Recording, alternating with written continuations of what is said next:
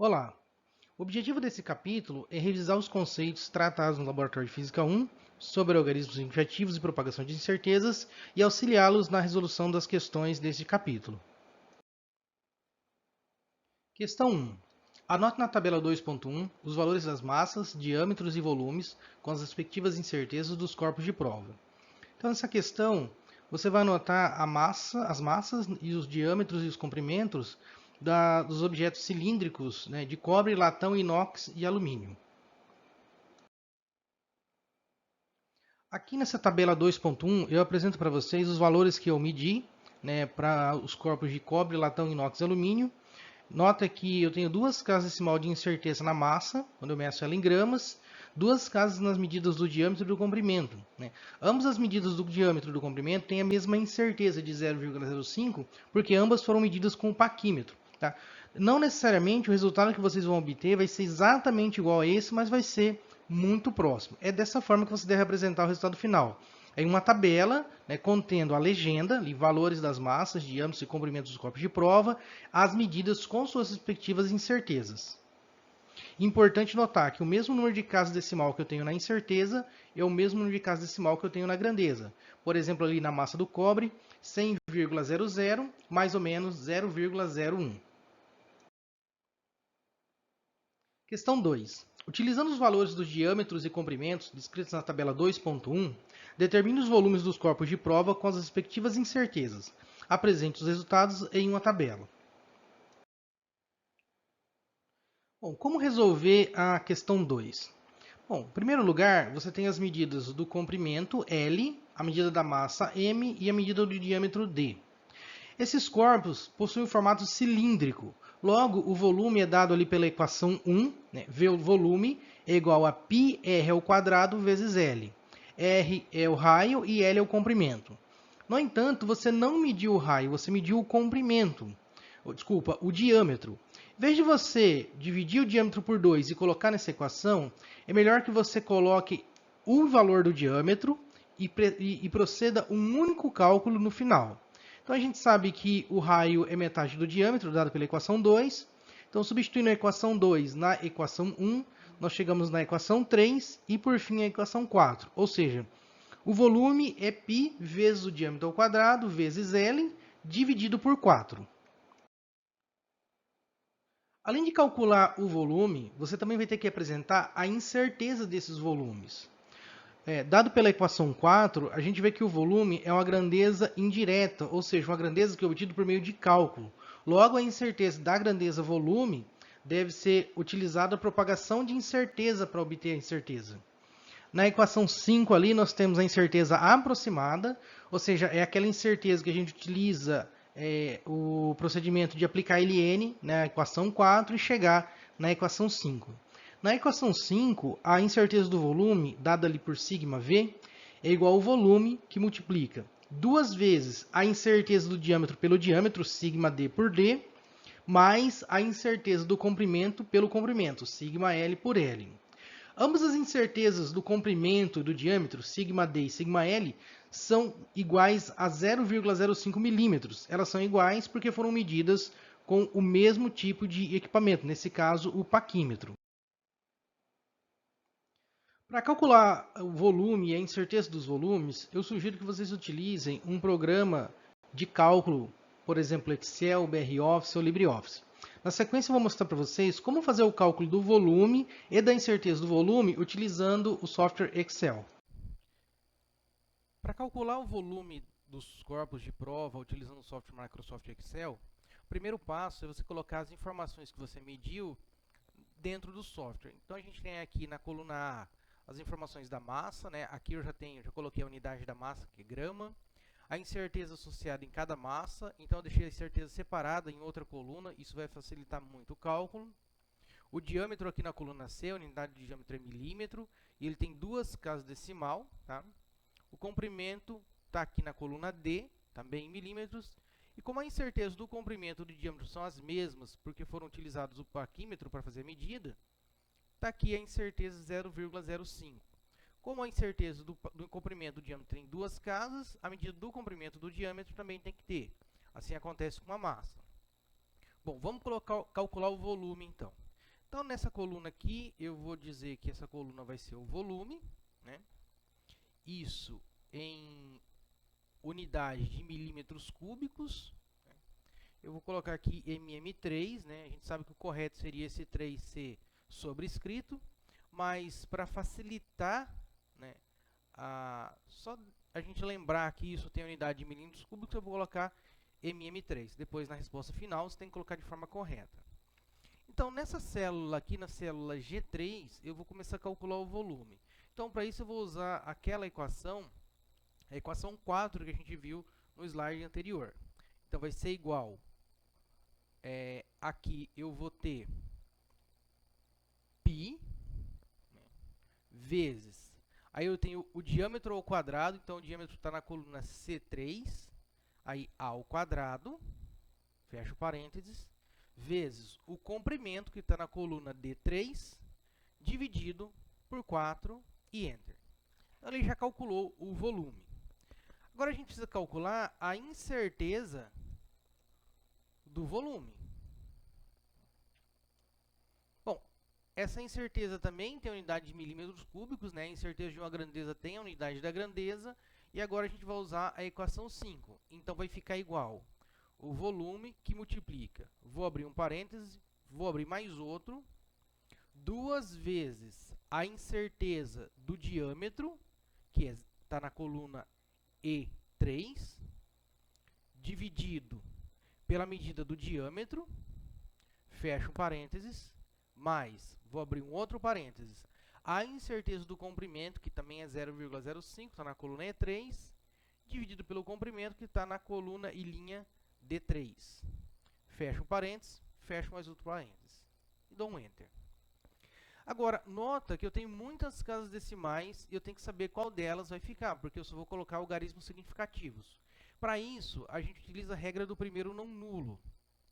Nota que aqui na incerteza do volume, você tem o primeiro número não nulo é o 74. Então, o resto a gente não vai querer, a gente vai jogar fora. Então, a incerteza é que vai dizer quantas casas a grandeza vai ficar.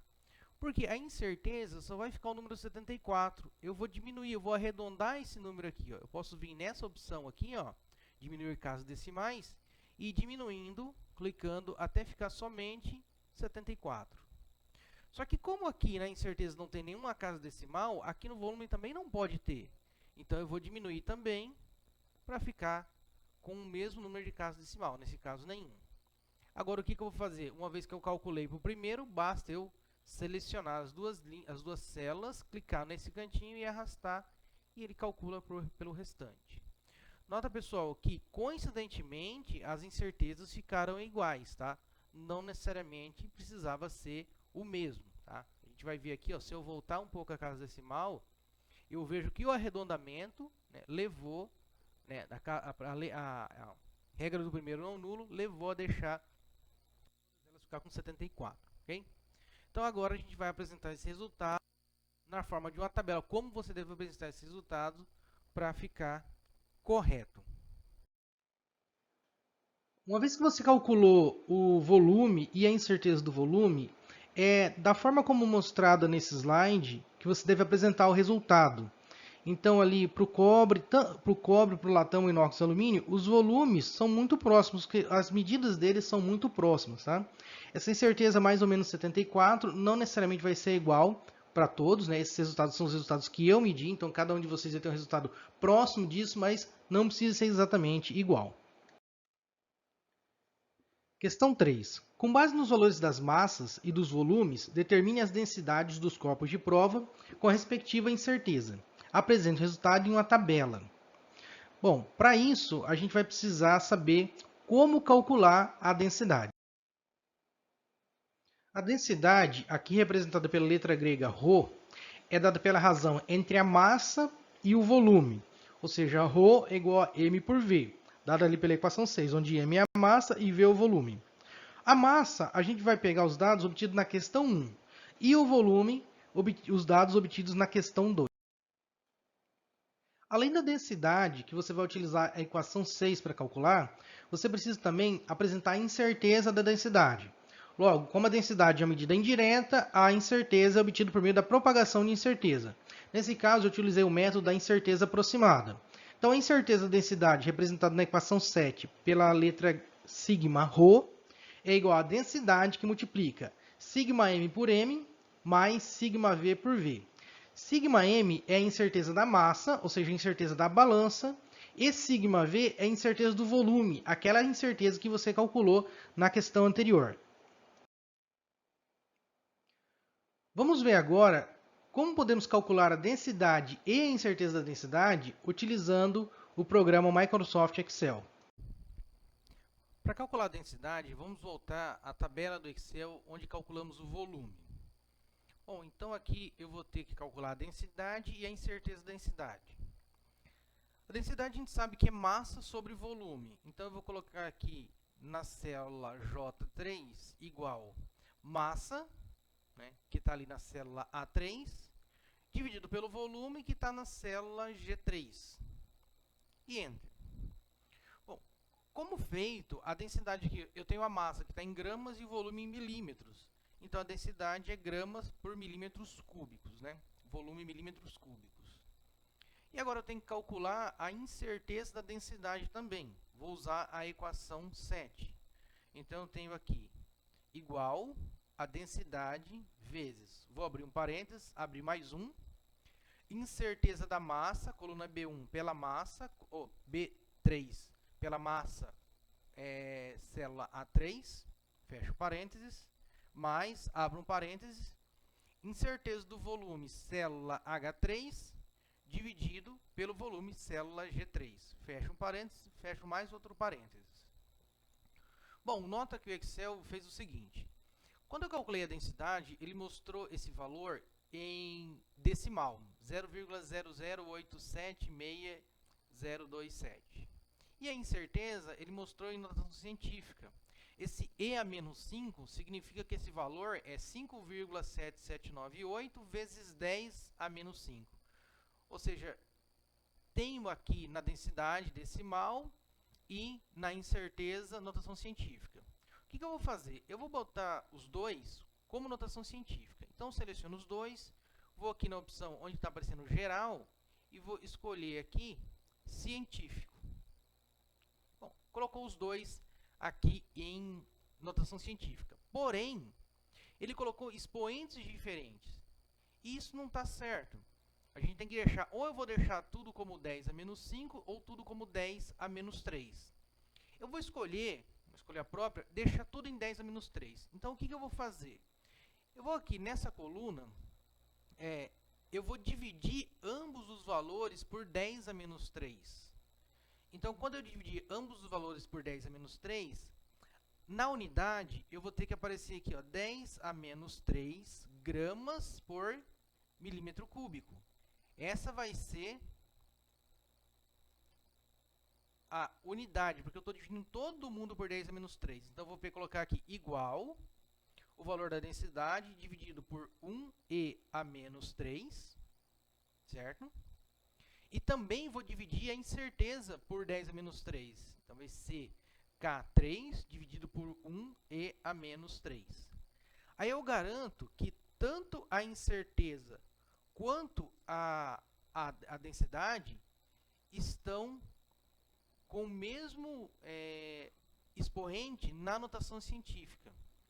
E agora eu vou passar esse número aqui para formato decimal. Então, nota que eu tenho a densidade 8,76 e a incerteza 0,06. Duas casas na incerteza, duas casas na grandeza, né? Vou copiar aqui só para me lembrar que isso também é densidade. Bom, agora que eu fiz isso por primeiro, posso simplesmente selecionar, clicar e arrastar e ele vai fazer automaticamente para todos. Então, aqui a gente tem o valor da densidade e da incerteza da densidade que a gente queria calcular. Vamos ver agora como colocar esse resultado numa tabela e apresentar esse resultado de forma final.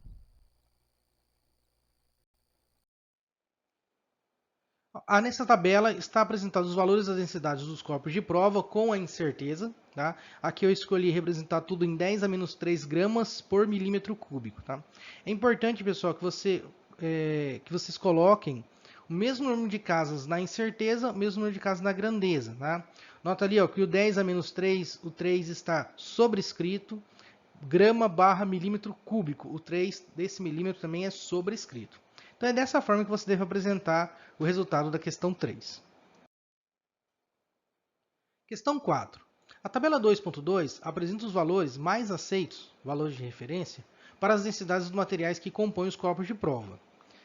Tabela 2.2, valor de referência para as densidades dos materiais utilizados nesse experimento. Com base nos valores apresentados nessa tabela, calcule o desvio percentual entre os valores que você obteve para a densidade e o valor de referência. Apresente os resultados em forma de uma tabela. Nota que a densidade de referência apresentada na tabela 2.2 está em quilograma por metro cúbico, diferente da unidade que nós utilizamos, que nós calculamos a densidade, que é de grama por milímetro cúbico. Então, para isso, a gente vai ter que fazer uma conversão de unidades. Antes de calcular o desvio percentual entre a densidade experimental e a densidade teórica, aquela de valor de referência, eu tenho que converter a unidade, como disse anteriormente. Então, a densidade experimental está em gramas por milímetros cúbicos. E nós queremos passar para quilograma por metro cúbico, como está ali. Que a gente quer ir da equação 8 para a equação 9. Bom, a gente sabe que 1 grama possui 10 a menos 3 quilogramas, dado ali pela equação 10. E que 1 milímetro cúbico é igual a 10 a menos 9 metro cúbico, dado pela equação 11. Bom, se eu juntar a equação 10 e 11 na equação 8 e 9, eu vou ter o seguinte, que 1 grama por milímetro cúbico é igual a 10 a menos 3 quilogramas, dividido por 10 a menos 9 metro cúbico, que é a equação 12. Simplificando aqueles expoentes de base 10, 10 a menos 3 e 10 a menos 9, eu tenho que 1 grama por milímetro cúbico é igual a 10 a sexta quilograma por metro cúbico, dado pela equação 13. Ou seja, o fator de conversão de grama por milímetro cúbico para quilograma por metro cúbico é simplesmente 10 a sexta. Ou seja, eu pego o resultado e multiplico por 10 elevado a sexta. Vamos ver um exemplo prático de como fazer isso. Bom, pegando primeiro o valor de densidade, então nós calculamos a densidade 8,76 mais ou menos 0,06 vezes 10 a menos 3 gramas por milímetro cúbico. Para converter para quilograma por metro cúbico, eu tenho que multiplicar esse resultado por 10 a sexta. Então aqui na equação 14, eu já estou trocando ali o grama por milímetro cúbico por 10 a sexta quilograma por metro cúbico.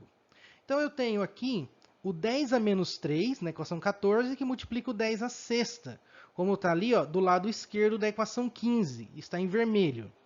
Quando eu faço a multiplicação, 10 a menos 3 vezes 10 a sexta, isso vai dar 10 a terceira, dado ali pelo lado direito da equação 15.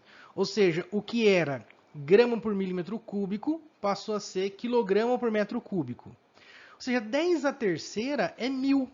Então, eu vou multiplicar o termo que está em azul, entre parênteses, por 1000. Então, 8,76 vira 8.760 e 0,06 vira 60. Ou seja, a densidade é de 8.760 mais ou menos 60 kg por metro cúbico. Se nós escrevermos, então, a densidade em 10 a menos 3 gramas por milímetro cúbico, basta multiplicar o resultado por 1000. Tá? Isso só vale porque a gente escreveu a densidade em 10 a menos 3 gramas por milímetro cúbico. Aí é multiplicar por 1000. A gente sabe que o fator de conversão para passar de gramas para milímetro cúbico é 10 a sexta. Vamos ver agora como fazer esse cálculo ou como apresentar os resultados utilizando o software Excel. Voltando à planilha do Excel, calcular então como nós vimos, calcular a densidade, converter de 10 a menos 3 gramas por milímetro cúbico para quilograma, basta multiplicar por 1000. Você pode fazer isso, é uma conta simples, você pode fazer isso diretamente, no Excel, simplesmente fazendo a conta de cabeça e colocando os valores. No entanto, suponha que você queira fazer isso no Excel. O modo correto de você fazer isso seria o seguinte: você vai pegar o valor igual o valor da densidade e multiplicar por 1000. É a mesma coisa para a incerteza. Só que, no entanto, quando a gente faz essa multiplicação direta no Excel, ele considera as casas decimais que nós omitimos aqui no resultado devido à regra do primeiro não nulo, né?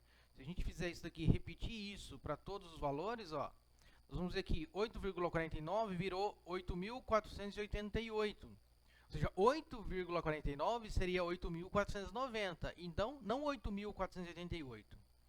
Para a gente fazer essa conta de forma automática no Excel, você tem que usar uma função de arredondamento. Então, você vai fazer o seguinte, igual a função arred, abre parênteses. Agora, você vai colocar a operação que você quer fazer, vezes 1000, ponto e vírgula, e vou colocar o valor aqui, ó, menos 1, para ele omitir essas casas decimais adjacentes. A gente vai clicar e arrastar para fazer o da incerteza, clique e arrasta para baixo, faz para todos os valores. Bom, agora, a gente vai, uma vez que a gente determinou a densidade em quilogramas por metro cúbico, a gente vai ver como calcular o desvio percentual entre o valor dessa densidade, ou seja, a medida experimental, e o valor de referência que está na tabela da questão 4. Desvio percentual é dado pela equação 15 que aparece aí. Desvio percentual, simbolizado pela letra D maiúsculo, é igual a 100, que multiplica o módulo da densidade experimental menos a densidade teórica, dividido pela densidade teórica. Esse módulo significa que você vai tomar apenas o resultado positivo dessa operação. Vamos ver como fazer esse cálculo utilizando o Excel. Voltando à nossa tabela no Excel, eu incluí aqui na coluna S os valores de referências que estão na tabela da questão 4. Então, você tem aqui os valores de referência para a densidade para cada material. E aqui na coluna U, a gente vai calcular o desvio percentual. O desvio percentual ele é dado em porcentagem. Então, para calcular ele, a gente vai usar igual, né? A operação módulo, a gente vai colocar ABS, abre um parênteses, abre mais um. Então, vai ser a densidade medida, que está na célula P3, menos os valores de referência, fecha parênteses, dividido novamente pelo valor de referência e fecha parênteses. Nota que está faltando o valor 100 aqui, tá bom? Dá um Enter e ele vai calcular o valor. Só que eu posso ter a opção de fazer essa porcentagem, ou seja, a multiplicação por 100, automático no Excel. Fazendo como? Clico em cima da célula e vou nessa opção aqui, ó, estilo porcentagem. Quando eu faço isso, ele já multiplica por 100. Simplesmente vou pegar aqui e copiar para todos. Detalhe, vamos aumentar as casas decimais e notar o seguinte, ó. Então, para o primeiro aí, que é o cobre, deu 1,57 o desvio percentual. Eu tenho que usar a regra do primeiro não nulo também para mostrar o valor do desvio. Então, o primeiro não nulo é o somente o 1. Só que nota que o número que vem depois do 1 é o 6, ele é maior que 5, então eu vou arredondar, ele vai para 2. Já para o segundo corpo de prova, eu tenho que o primeiro não nulo é o 1 depois da vírgula, então esse vai ficar com a casa decimal. E os outros dois, novamente, se eu for arredondar, vai ficar próximo de 2%.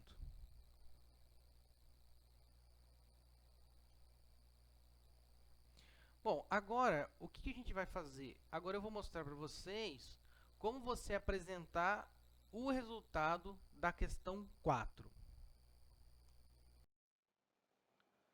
Agora que vocês já fizeram o cálculo do desvio percentual, né, fizeram a conversão da densidade de grama por milímetro cúbico para quilograma por metro cúbico, é dessa forma aí, na forma de uma tabela, que você deve apresentar os resultados. Então eu tenho uma legenda na tabela, né, que diz ali, comparação entre as densidades experimental de referência para os corpos de prova.